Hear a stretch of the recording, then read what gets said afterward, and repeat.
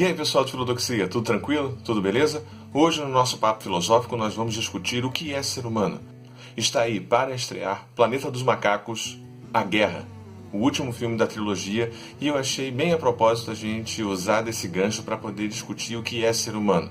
Então, vou começar com uma fala do filósofo Martin Heidegger, que é chamado de existencialista, mas ele mesmo negava esse rótulo de existencialista. Vamos à fala. Nenhuma época teve noções tão variadas e numerosas sobre o homem como a atual. Nenhuma época conseguiu, como a nossa, apresentar o seu conhecimento acerca do homem de modo tão eficaz e fascinante, nem comunicá-lo de modo tão fácil e rápido. Mas também é verdade que nenhuma época soube menos que a nossa o que é ser humano. Nunca o homem assumiu um aspecto tão problemático como atualmente. Vamos fazendo então uma análise histórica sobre a questão do que é ser humano para a filosofia. Talvez uma das definições mais curiosas e engraçadas de tentativa de definir o que é ser humano, até porque esse é um dos papéis da filosofia, buscar definições. Aí depois do período pré-socrático, Platão tenta achar uma definição de ser humano que acaba mais ou menos assim: o ser humano é um bípede desplumado.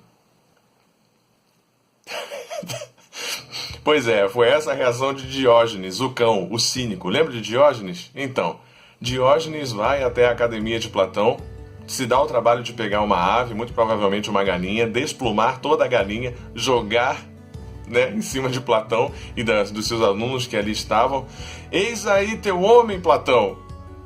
Um bípede desplumado.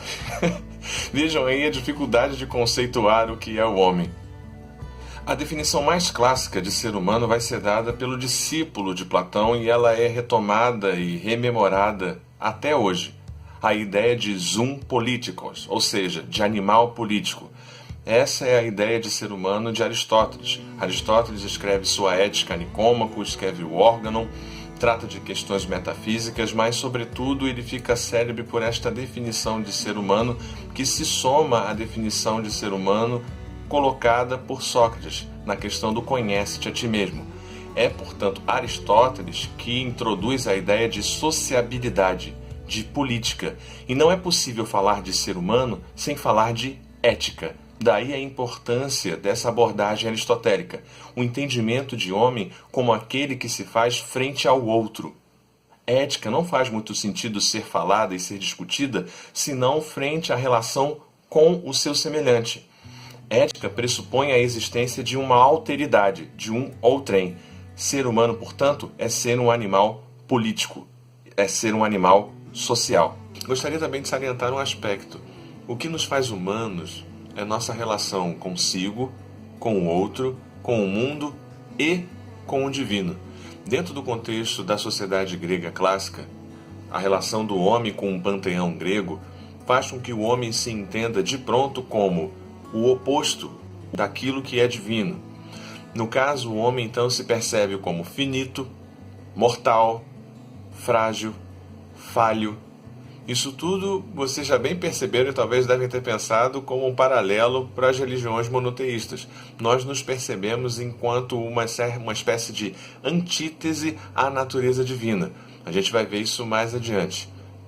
Em Platão, importante agora prestar atenção nesse aspecto. Então, Platão, ao trazer o conceito de dialética, vai também enunciar a ideia de que o homem é um ser de vontades, de desejos, de apetites.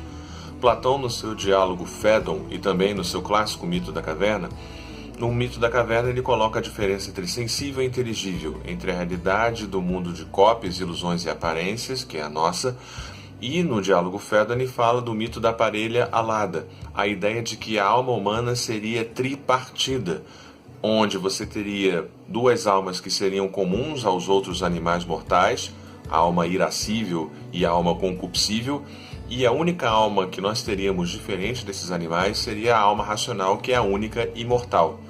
No que diz respeito à alma irascível e à alma concupiscível, responsáveis pelos desejos, pelas volições, pelas vontades, é interessante notar aí que Platão já traz a ideia de que nós somos seres não necessariamente totalmente racionais e que devemos ter na razão, na alma racional, uma espécie de fiel da balança para guiar as nossas atitudes e ações.